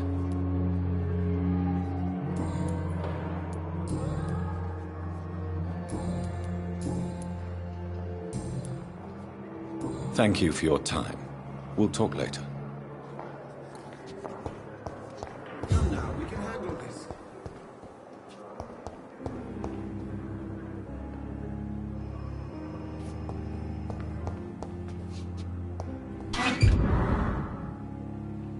It's locked, all right.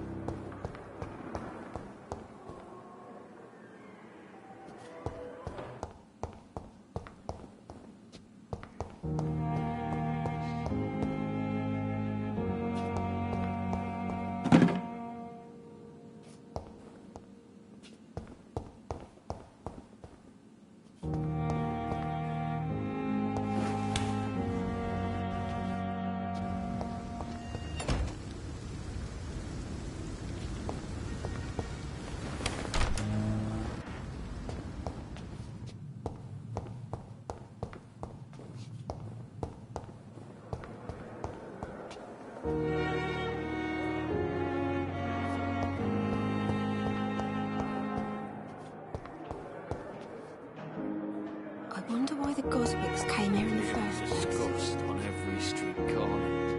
The daily releases. Good evening, Mr. Hampton. How do you feel? Dr. Reed, is it? Oh, sir, I must apologize for my behavior. What do you mean? I was not myself in the factory. Fear and exhaustion made me say awful things to you, I'm afraid. You remained perfectly nice and polite. A little delirious, perhaps. But who wouldn't be after enduring an abduction? Thank you, Doctor. That's a relief. Now all I need to do is rest and return to my flock.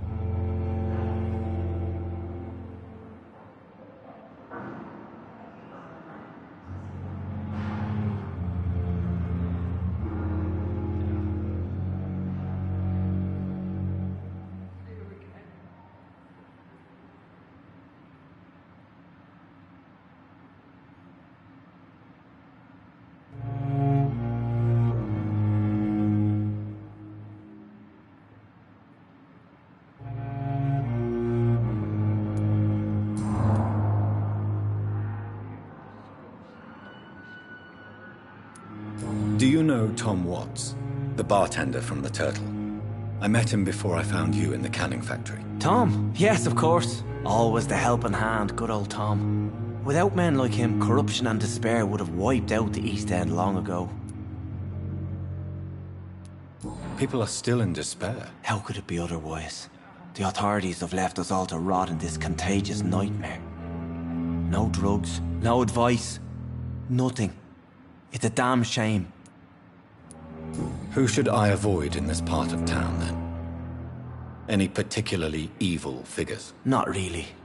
Most men and women are just doing their best. And it's not my habit to speak ill of people I know, Doctor.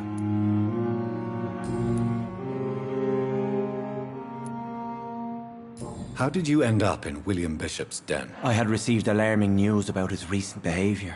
I went to his place and he refused to let me go. Why did he abduct you? William was an alcoholic. His addiction suddenly changed to blood. I don't know why. Just like a patient I met here. This Miss Hawcroft. You dared to enter this awful place alone. You're a hero, Mr. Hampton. Or a fool. I'm just a man trying to help his friends, Dr. Reed. William Bishop was a conflicted soul, searching for light.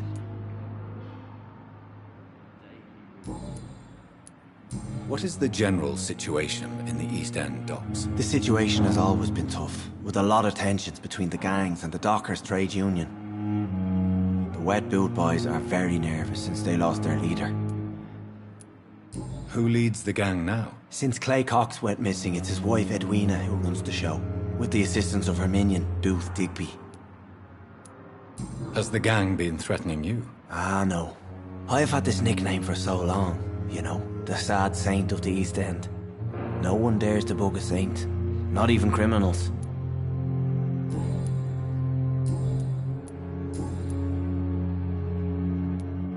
How do you feel, Mr. Hampton? Medically speaking, I mean. I feel exhausted. Beyond exhaustion, actually. William drank so much of my blood in his madness. I feel empty. You're in good hands here. Dr. Swansea is well versed in blood transfusion, and I'm sure he'll take the best care of you. Thank you, sir. I believe all I need is rest, and then I can go back to the people who need me. What do you do for a living, Mr. Hampton? I can't help but notice the cross around your neck. I manage a night asylum for the poor and homeless of the docks, and I try to guide the lost and hesitant on the right path to our Lord. Are you a priest, Mr. Hampton? A deacon, maybe? Not at all, Doctor. I'm just a man of faith willing to preach the good word. Why didn't you use your cross against William Bishop? To repel him somehow? That's a very strange question, Doctor. A cross is no magical token, if that's what you were trying to say. Not mine, anyway.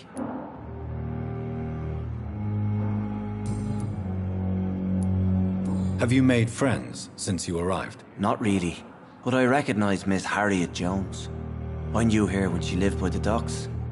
That poor woman had such a miserable life. You never came to see her here at Pembroke? Receiving visits when sick can be an important part of the healing process, you know.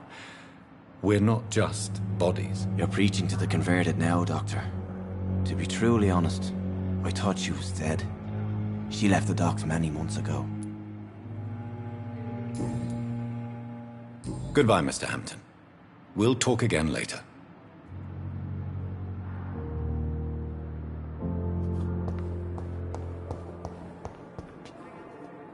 Good evening, sir. Can I help you? Unless you're here to fix my face. No. I don't think you can help me. I'm Dr. Reed. I've recently taken the position of head surgeon here. War injuries, am I right? You guessed right, Doctor. German shell took my pretty little mug right off. But they still call me Thomas Elwood. How is your stay with us, Mr. Elwood? Oh, it's bliss. I just escaped death in the trenches to be surrounded again by the moans of the dying. Can I ask you precisely why you're a patient here? It's the pain, sir. The drugs don't work. It just hurts under the scars, if you get my drift. Can I do anything for your pain? Nurses gave me a bunch of pills. No effect. Told you. It's like the flames are under my skin, burning away. Who is treating you? Is someone in particular looking after your case? Nobody since the old and tired doctor spoke to me. Started to think I was forgotten about. Wouldn't blame you. You don't seem worried by that. My face hurts so much more when I smile or cry. I've learned it's easier not to speak. But be assured I'm smiling inside.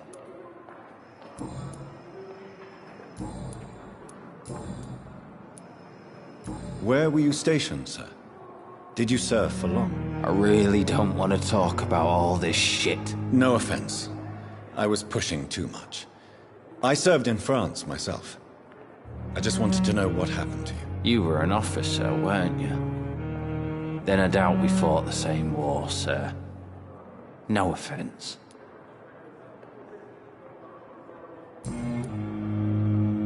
Goodbye for now, Mr. Elwood. Fear and disgust on every street corner. The daily routine.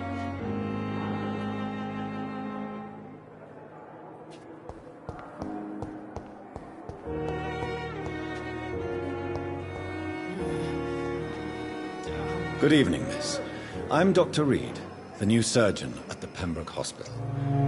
And who are you? Your name has no meaning to me, mortal. You're nothing but dust blown by the winds of eternity. I beg your pardon? What are you begging for, mortal? My clemency? Well, tonight maybe I'm inclined to mercy. You'll never forget the night you met Thelma Howcroft. You keep calling me mortal. Why is that? And if I'm mortal, what are you? Well, Dr. Reed, if you must know, I'm a vampire. And why do you believe you're a vampire? I don't need to believe anything. It is what I am. It is what I feel within this hollow shell of flesh. Please, describe to me how you feel. What is it like to be a vampire? I can hear my body crumble from the inside as my flesh cracks and fades. I sense the last pulse of postulant blood within my drying veins. I need new blood. I see. Have you ever heard of Cotard syndrome, Miss Howcroft? Never. It's a mental illness discovered by a French neurologist named Jules Cotard. The affected patients are delusional. They believe that they are putrefying, that they are dead, a ghost or a ghoul, or in your case, a vampire. Delusional, you say? Oh, sad and petty mortal. You can't even begin to understand the concept of immortality. And you think it is I who am delusional. I'm assuming you must be a patient here. Am I right, Miss Howcroft? It's only a cover. To hide from my enemies. I can leave whenever I want. As a woman, a spirit, fog, or bat. Who are these enemies you mentioned? Can you describe them? I cannot say for sure. But I sense their eyes on me from nearby. I feel them watching me every time I visit the garden near the morgue. The staff here are not your enemy. They're here to help you, to care for you. I'm not speaking of the doctors in white. I'm speaking of the men and women who hunt me. For I am a vampire. I see. Don't worry. These people will not find you here. I'll personally make sure they leave you alone. Thank you, mortal. But do not interfere with them, for you are no match for those that hunt me.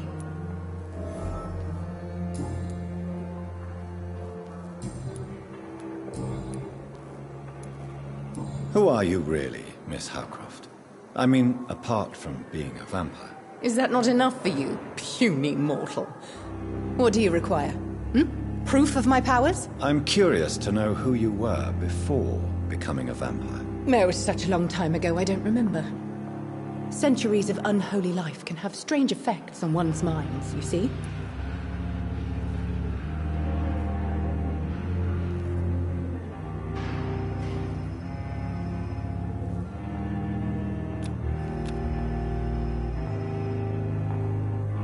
Do you require my services, Miss Howcroft? I have no need for your medicine, Dr. Reed.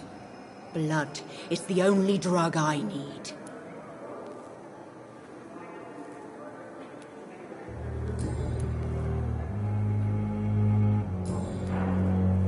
I'll leave you, Mistress of the Dark, to your nocturnal activities.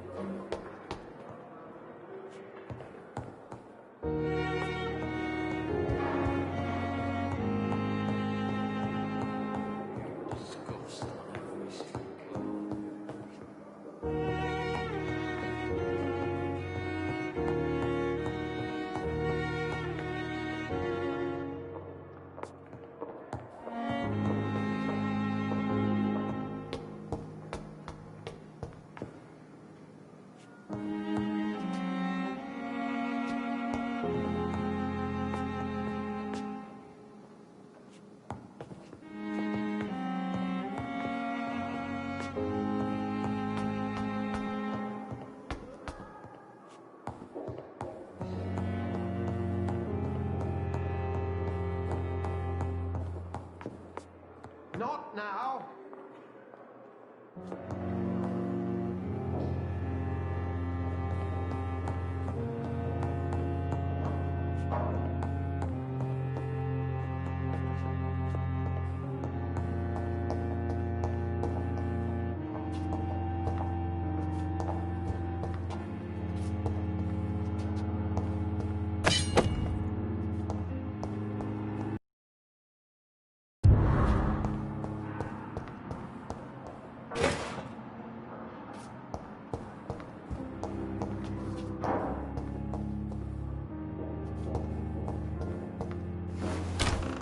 This must be the place. It's definitely away from prying eyes. Relegated to the shadows. A kingdom of my own. At least I won't be sleeping in a coffin.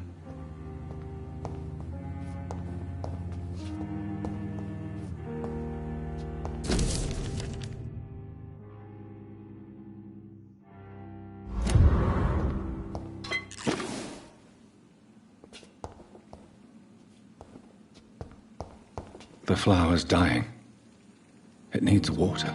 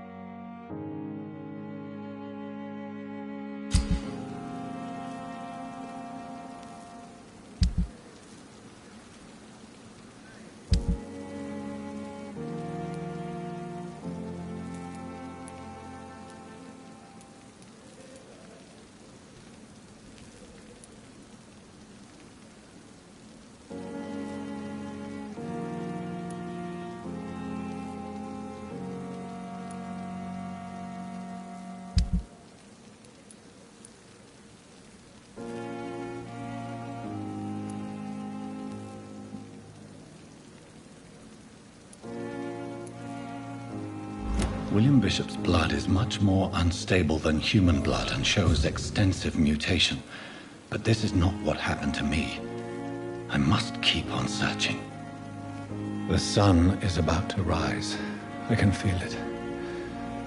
I'll continue tomorrow night. I have so much time now.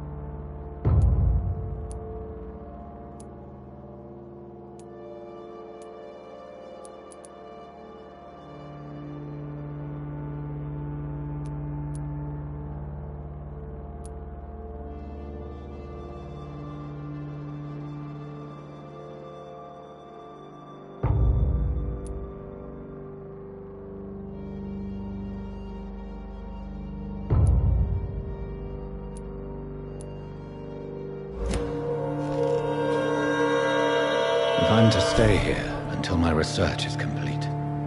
I'd better learn to hide my true nature from the mortals. But what about my thirst for blood?